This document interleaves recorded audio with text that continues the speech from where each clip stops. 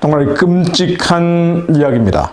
한 성형외과 전문의가 10월 8일 국회 국정감사에 출석해서 일선 성형외과에서 이른바 공장식 수술, 유령 수술로 인한 사망자가 속출하고 있다고 주장을 했습니다. 주무부처인 보건복지부는 성형수술 사망자 규모조차 제대로 집계하지 않고 있는 것으로 나타났고요. 이날 국정감사에 참고인으로 출석한 김선웅 전 대한성형외과 의사회 법제이사는 성형수술 의료사고 문제가 너무 심각하다면서 인간 도살장, 살인공장 사업이라고 할 정도라고 말을 했습니다. 한 병원에서 30명을 살해한 곳도 두어 곳으로 추정된다고 했습니다.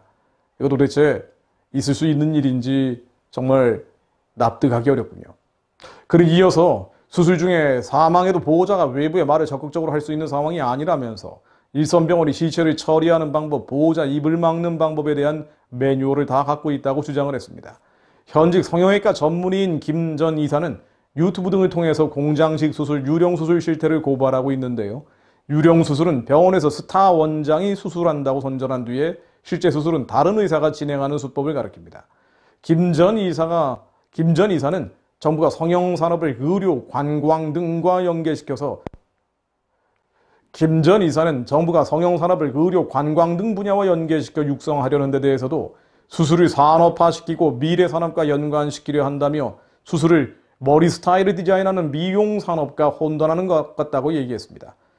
이런 상황으로 인해 엽기적 현실이 벌어지고 시체가 쌓여가고 있다고 했습니다. 그는 이어서 한 명의 간호조무사에게 747회 대리수술을 시킨 사실이 확인됐는데 병원장은 자격정지 4개월 처분만 받았다면서 대리수술을 해도 3개월에서 6개월 자격정지만 되고 법적으로 문제가 있다고 했습니다. 김 전 이사는 환자가 사망을 해도 보호자들이 적극적으로 이야기를 못한다며 잘 드러나지 않는 구조라고 얘기했는데요.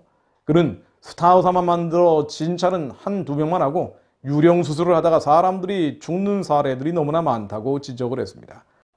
보건복지부의 박능우 장관은 미처 몰랐던 사각지대를 많이 알려줘서 고맙다며 당연히 국민 생명 건강을 책임지는 부서로서 다 알아야 하고 이런 일들이 정책 사각지대에 있었다면 참 큰일이다 라는 이야기만 했다고 합니다. 도대체 믿기 어려운 현실입니다. 그러나 한국의 과도한 성형수술 남발로 빚어진 부작용이라고 볼 수도 있죠. 10여 년 전인 2011년 발간된 국제미용성형외과협회 보고서에 따르면 전체 성형수술 및 미용시술 건수에서 우리나라는 세계 7위였고요. 인구 대비 성형 건수는 단독 1위였습니다. 지금은 언론에 공개된 자료가 없습니다만 이보다 훨씬 늘어났을 것이라는 것이 정설이죠. 특히 2019년 성형 전문 포털 사이트에서 조사한 성형수술 경험자 100명을 대상으로 한 설문조사에 따르면 42%가 수술 후 부작용을 겪은 것으로 조사됐다고 합니다.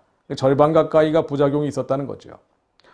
또 76%가 수술 후 재수술 등 2차 수술을 검토하거나 일주일에 3시간 이상을 인터넷이나 잡지 등을 통해서 성형수술과 관련된 정보를 수집하는 데 시간을 투자하는 등 성형 중독의 모습을 보이고 있는 이들이 많다고 합니다. 성형수술이 성경적인 죄인지에 대해서는 여러 가지 논란이 있습니다. 성경에 성형수술을 하라 마라 언급이 없기 때문이죠. 그러나 아름다워지고 싶은 것은 당연한 욕구이겠지만 의료적 성형이 아닌 중독성 성형이 이 정도로 만연한 것은 영의 눈이 약해지고 육의 눈이 강해진 탓임은 분명합니다. 위의 것이 아닌 땅의 것을 쫓아가면 하나님이 만드신 모든 것에 대해 불평, 불만을 할 수밖에 없죠. 창세기 1장 31절 하나님이 지으신 그 모든 것을 보시니 보시기에 심히 좋았더라.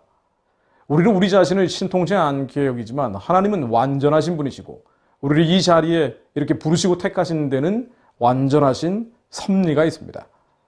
그러나 죄가 끼어들면서 가장 먼저 우리 안에 들어온 것이 수치심, 두려움이었죠. 창세기 3장 7절로 이에 그들의 눈이 맑아져 자기들이 벗은 줄을 알고 무화과 나무로 잎을 엮어 치마로 삼았더라. 우리의 죄성이 우리 몸을 싫어하게 된 셈입니다. 영적인 존재임에도 불구하고 육에는 타락한 겉사람인 부패한 자아의 눈이 열리면서 우리 스스로를 저주하기 시작한 것이죠. 하나님의 창조 결과를 욕하기 시작한 겁니다.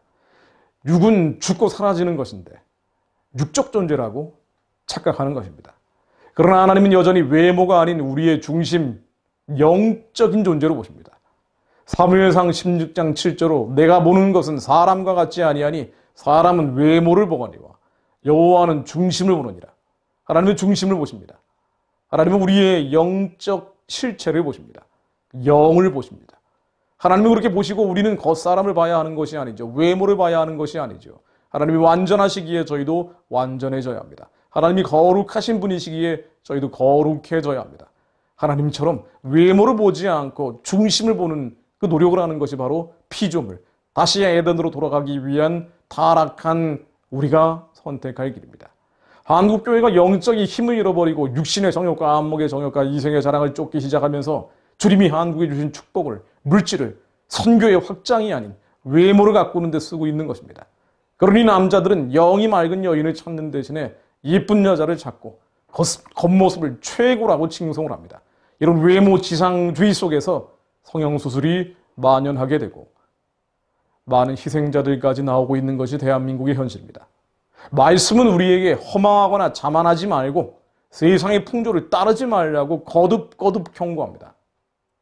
빌립보서 2장 3절로 아무 일이든지 다툼이나 허용으로 하지 말고 오직 겸손한 마음으로 각각 자기보다 남을 낮게 여기고 각각 자기 일을 돌아볼 뿐더러 또한 각각 다른 사람들의 일을 돌아보아 나의 기쁨을 충만케 하라. 다툼이나 허용으로 하지 말고 겸손한 마음으로. 디모데전서 2장 9절 말씀입니다. 또 이와 같이 여자들도 단정하게 옷을 입으며 소박함과 정절로서 자기를 단장하고 따은 머리와 금이나 진주나 값진 옷으로 하지 말고 오직 선행으로 하기를 원하노라. 이것이 하나님을 경외해야 한다 하는 자들에게 마땅한 것이니라. 지금 문화에 적용해 본다면 어떻습니까? 성형 중독에 빠져 있는 것, 여기서 벗어나라는 것이겠죠. 따은 머리, 금이나 진주, 값진 옷, 지금 세속적인 문화를 따라가지 말라는 것이겠죠. 선행으로 하기를 원하노라. 오직 선행으로 하기를 원하노라. 하나님이 우리 안에, 우리 심령 가운데 영으로 오시어 주신 감동과 울림과 떨림과 찔림, 그 선하고 기쁘고 온전하신 뜻, 선행을 하기를 원하노라. 이것이 하나님을 경외한다 하는 자들에게 마땅한 것이니라. 주님의 일을 생각하는데 어떻게 육의 일을 생각할 겨를이 있겠습니까? 주님의 일을 생각하지 않기에 육의 일에 집착하게 되는 것이죠. 우리가 받은 축복과 물질, 시간과 노력, 우리의 마음이 세상 염려, 육신의 것과 땅의 것이 아니라 하나님의 염려, 주님이 우리에게 맡기신 선하고 기쁘고 온전하신 뜻을 이루기 위해 몸부림치는 이들이 나와야 합니다. 육의 것이 아닌 하늘의 것, 땅의 것이 아닌 저 천의 것, 영혼을 추구하는 자들, 그런 이들이 하나님 우리의 다음 세대 가운데 일어나게 하옵소서. 마지막 때 썩어 없어질 육신의 것을 쫓아가는 것이 아니라 하나님이 주신 감동을 이루기 위해 주님이 기도 주신 그 약속을 이루기 위해 기도하는 자들이 일어나게 하옵소서. 새벽 이슬 같은 주의 청년들이 그렇게 일어나게 하옵소서. 육의 눈이 닫히게 하시고 영의 눈이 열리게 하옵소서. 하나님, 그런 이들이 더 일어나게 하옵소서. 예수 그리스도 이름으로 기도했습니다. 아멘.